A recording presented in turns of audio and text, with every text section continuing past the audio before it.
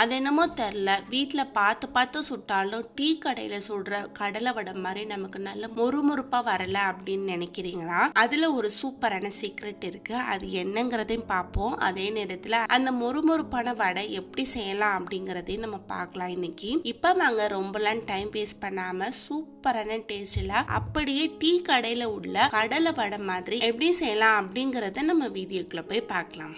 Welcome to சாச்சி சமையல். நான் சொன்ன டீ கடையில் யூஸ் பண்ற சீக்ரெட்டை ஃபர்ஸ்ட் பார்த்தரலாம். பொதுவா நம்ம என்ன செய்வோம், வீட்டுல வடை சுடும் போது கடலை பருப்பு மட்டும் வச்சு அதுல வெங்காயம், பச்சை மிளகாய் இதெல்லாம் போட்டு நம்ம செய்வோம். ஆனா டீ கடையில என்ன பண்ணுவாங்க அப்படின்னு பாத்தீங்கன்னா, கடலை பருப்பு ஒரு பங்கு எடுத்தாங்கன்னா இன்னொரு பங்கு பாத்தீங்கன்னா பட்டாணி பருப்பு எடுப்பாங்க. அந்த பட்டாணி பருப்பு போட்டு செய்யும் போதுதான் கடலை வடை ரொம்ப ரொம்ப சூப்பரான டேஸ்டாவும் இருக்கும். அதே நேரத்துல மொறுமொறுப்பா இருக்கும். அந்த மொறுமொறுப்பு ஒரு நாள் வரைக்குமே அப்படியே நமக்கு இருக்கும். அந்த மாதிரி மெத்தட்ல தான் நம்ம இன்னைக்கு செய்ய போறோம். அதுக்கு நான் எடுத்திருக்கிற பொருள் என்ன அப்படின்னு பாத்தீங்கன்னா, ஒரு கப் அளவு கிட்ட கடலை பருப்பு எடுத்துக்கோங்க. அதே கப்ல ஒரு கப் அளவு கிட்ட பட்டாணி பருப்பு எடுத்துக்கோங்க. பட்டாணி பருப்பு பாத்தீங்கன்னா எல்லா கடைகளுமே கிடைக்கும். அது கிடைக்காத பட்சத்துக்கு நான் இன்னைக்கு என்ன யூஸ் பண்ண போறேன் அப்படின்னு பாத்தீங்கன்னா, வெள்ளை பட்டாணி, குருமா இதெல்லாம் வைக்கிறதுக்கு யூஸ் பண்ணுவோம் பாத்தீங்கன்னா வெள்ளை பட்டாணி, அந்த பருப்பு நான் இன்னைக்கு எடுத்திருக்கேன். இந்த பட்டாணியும் போட்டு செய்யலாம், இல்லைன்னா கடையில விற்கிற பட்டாணி பருப்பு போட்டு செய்யலாம். முக்கியமான சீக்ரெட் என்ன அப்படின்னு பாத்தீங்கன்னா, இந்த பட்டாணி பருப்பு சேர்த்து பண்ணும்போது அந்த வடையோட டேஸ்ட் சூப்பராகவும் இருக்கும், அதே நேரத்துல மொறுமொறுப்பாகவும் இருக்கும். இதுதான் அதோட சீக்ரெட். இது எந்த மெத்தட்ல செய்யலாம் அப்படிங்கறத நம்ம இப்ப பார்க்கலாம். இப்போ இந்த ரெண்டு பருப்பையும் சேர்த்து ஒரு பவுல்ல மிக்ஸ் பண்ணி போட்டு ஒரு 2 தடவை கிட்ட நல்லா வாஷ் பண்ணிட்டு ஒரு 8 மணி நேரத்துக்கிட்ட நல்லா ஊற வச்சு எடுத்திருக்கேன். பாத்துக்கோங்க, பாருங்க இந்த அளவுக்கு இந்த பருப்பு நல்லா ஊறி வந்திருக்குது. இப்போ இதை எடுத்து ஓரமா வச்சிடலாம். அடுத்ததான் இந்த வடைக்கு ஒரு சின்ன மசாலா ரெடி பண்ணிடலாம். அதுக்கு ஒரு மிக்ஸி ஜார் எடுத்து ஒரு 5 போல மிளகாய் வத்தல் அதுல சேர்த்துக்கோங்க. அடுத்ததா இந்த துண்டு அளவுக்கு இஞ்சி எடுத்து சேர்த்துக்கோங்க.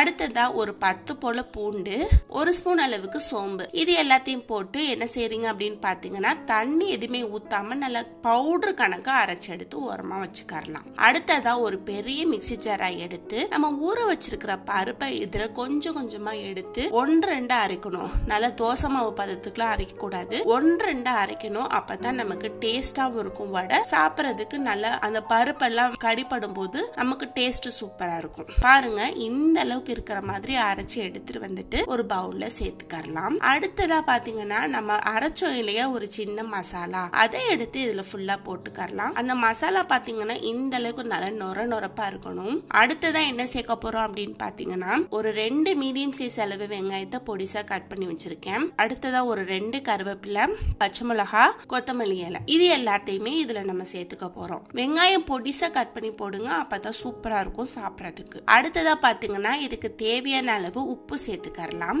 இப்போ இது எல்லாத்தையும் போட்டு கைய வச்சு நல்லா மிக்ஸ் பண்ணி விடுங்க. வெங்காயம், பச்சை மிளகா, கொத்தமல்லி இலை, கருவேப்பிலை, இது எல்லாமே அந்த பருப்பு கூட நல்லா மிக்ஸ் ஆகுற மாதிரி கிளறி விட்டுக்கலாம். இதுல இன்னொரு சீக்ரெட் என்ன பாத்தீங்கன்னா, நம்ம பருப்பு ஊற வைக்கும் போது என்ன பண்ணுவாங்க, கொஞ்சம் பருப்பை அரைக்கிறதுக்கு முன்னாடி எடுத்து வச்சுக்குவாங்க. எடுத்து வச்சுட்டு என்ன பண்ணுவாங்க, இந்த மிக்ஸ் பண்றோம் பாத்தீங்களா, இந்த டைம்ல அந்த கடலை பருப்பை சேர்த்து நல்லா மிக்ஸ் பண்ணி விட்டுட்டு வடை போடும் போது சாப்பிடறதுக்கு நமக்கு சூப்பரா இருக்கும். அந்த மாதிரி கூட நீங்க ட்ரை பண்ணி பார்க்கலாம். இப்ப பாருங்க இது எல்லாமே சேர்ந்து நல்லா மிக்ஸ் ஆகி வந்துருச்சு. இப்போ ஒரு பெரிய பாலா எடுத்து நல்லா உருட்டி நம்ம உள்ளாங்கையில வச்சு இன்னொரு உள்ளாங்கைய வச்சு பிரஸ் பண்ணீங்கன்னா நடுவுல மொந்தையாவும் ஓரங்கள்ல லேசாவும் இருக்கிற மாதிரி நமக்கு வடை ஷேப் கிடைக்கும். இதே மாதிரி நம்ம எடுத்து வச்சிருக்கிற மாவு எல்லாத்தையுமே ரெடி பண்ணிக்கலாம். இந்த ஷேப் வரும்போது சாப்பிடறதுக்கு ரொம்ப ரொம்ப சூப்பரா இருக்கும். ஏன்னா ஓரங்கள்ல கடிக்கும் போது நல்ல மொறுமொறுப்பாவும், சென்டர்ல சாப்பிடும் போது நல்ல சாஃப்டாவும் நமக்கு இருக்கும். அடுத்து இந்த வடையை பொரிச்சு எடுத்துடலாம். அதுக்கு ஒரு கடாய் வச்சு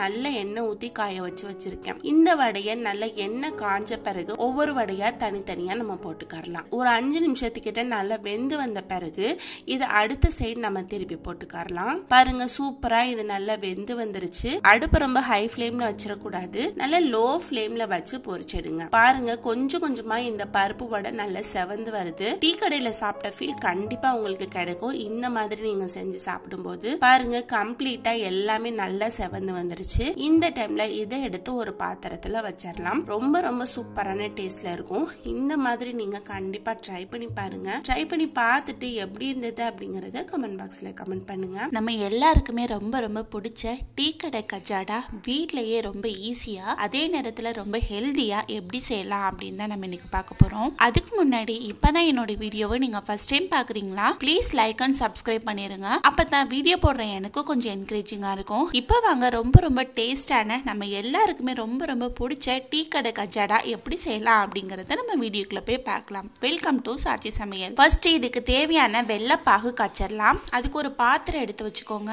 அதுல இந்த கப்ல ஒரு அரை கப் அளவு கிட்ட வெள்ளை எடுத்து உடைச்சு வச்சிருக்கேன். அதை இதுல சேர்த்துக்கலாம். ஏதாவது ஒரு கப்பா அளவு கப்பா எடுத்து வச்சுக்கலாம். அரை கப் அளவு வெள்ளத்துக்கு ஒரு 1/4 கப் அளவு கிட்ட தண்ணி சேர்த்து எந்தவித கட்டியுமே இல்லாம நல்லா கரைச்சி எடுத்துக்கோங்க. பாருங்க வெள்ளை எல்லாம் சூப்பரா நல்லா கரைஞ்சு வந்துருச்சு. இந்த டைம்ல கேஸ் ஆஃப் பண்ணி இதை எடுத்து இன்னொரு பாத்திரத்துல வடிகட்டிடலாம். அடுத்து இது கூட நம்ம எந்த கப்ல வெள்ளை அளந்தோமோ அதே கப்ல ஒரு கப் அளவுக்கு கோதுமை மாவு எடுத்து வச்சிருக்கேன். அதை இதுல சேர்த்துக்கலாம். நம்ம கடையில வாங்கி சாப்பிடும்போது பாத்தீங்கன்னா மைதா மாவுல தான் பண்ணுவாங்க. ஆனா நம்ம வீட்லயே செய்யறனால ஹெல்தியா இருக்கணும் அப்படிங்கிறதுக்காக கோதுமை மாவு நான் சேர்த்துக்கிட்டேன். அடுத்து இது கூடவே ஒரு 3 கிட்ட ஏலக்காய் எடுத்து பொடி பண்ணி வச்சிருக்கேன். அதை இதுல சேர்த்துக்கலாம். அடுத்து ஒரு 2 ஸ்பூன் அளவுக்கு ரவை, 1 ஸ்பூன் நெய், ஒரு 1/4 ஸ்பூன் அளவுக்கு மட்டும் பேக்கிங் பவுடர், இது எல்லாத்தையும் போட்டு அந்த வெள்ளத்து கூட நல்லா மிக்ஸ் ஆகிற மாதிரி கிளறி விட்டுக்கலாம். பாருங்க வெள்ளம் கூட மாவு நல்லா மிக்ஸ் ஆகி வந்துருச்சு. ரொம்ப சப்பாத்தி மாவு பதத்துக்கு இல்லாம லைட்டா லூஸா இருக்கிற மாதிரி மாவு பிசைஞ்சு விட்டுக்கறணும். இப்ப பாருங்க அந்த மாவு எல்லாமே சேர்ந்து நல்லா கட்டியா மிக்ஸ் ஆகி வந்துருச்சு. இந்த டைம்ல ஒரு ஸ்பூன் அளவுக்கு எண்ணெயும் போட்டு அந்த மாவுல ஓரளவுக்கு நல்லா ஸ்ப்ரெட் பண்ணி விட்டுட்டு மூடி வச்சிடலாம். ஒரு 1/4 மணி நேரத்துக்கு நல்லா ஊறி வரட்டும். இப்போ ஒரு 1/4 மணி நேரம் ஆயிடுச்சு. மாவு நல்லா ஊறி வந்துருச்சு. நம்ம கையை வச்சு தொட்டு பார்த்தோம்னா ஓரளவுக்கு நல்லா சாஃப்டா இந்த அளவுக்கு ஊறி வரணும். இப்போ ஓரளவுக்கு நல்ல சப்பாத்தி மாவு பதத்துக்கு இதை நல்லா மிக்ஸ் பண்ணி விட்டுக்கறலாம். பாருங்க இந்த அளவுக்கு இதை நல்லா பிசைஞ்சு எடுத்த பிறகு இதுல இருந்து கொஞ்சமா ஒரு சின்ன லெமன் சைஸ் அளவுக்கு உருண்டை எடுத்து இந்த மாதிரி ஓரளவுக்கு ரஃபா உருட்டி அது மேல கத்தி வச்சு இந்த மாதிரி கிராஸ் மாதிரி கோடு போட்டு வச்சுக்கறலாம். அடுத்து இந்த மாதிரி ரெடி பண்ணதை எல்லாத்தையுமே நம்ம பொரிச்சு எடுத்துடலாம். அதுக்கு ஒரு கடாயில எண்ணெய் ஊத்தி காய வச்சு வச்சிருக்கேன்.